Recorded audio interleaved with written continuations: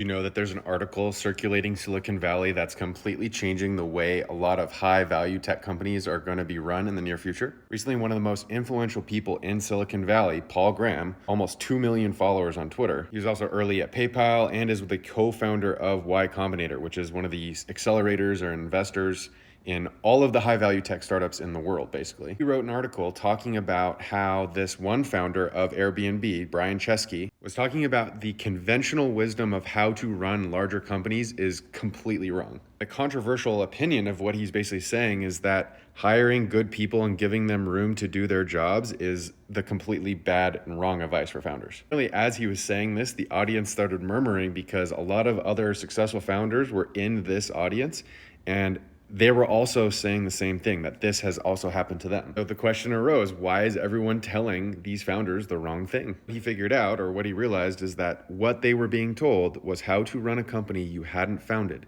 how to run a company if you're merely a professional manager. There's basically these two different ways to run a company, manager mode versus founder mode. And the main reason is founders feel like they're being gaslit from these investors. VCs who haven't been founders themselves don't know how founders should run companies.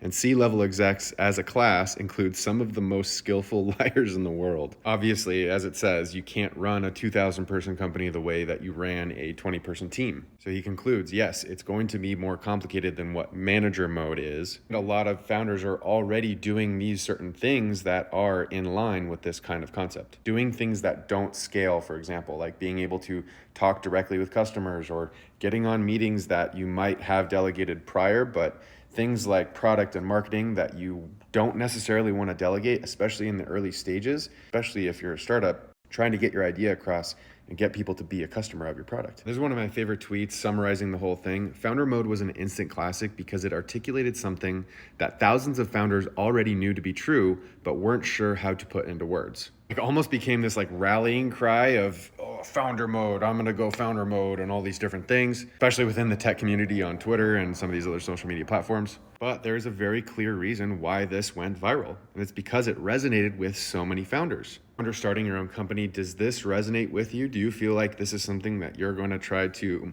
implement or work towards, or are you still trying to delegate out and hire out as much as possible? What do you think?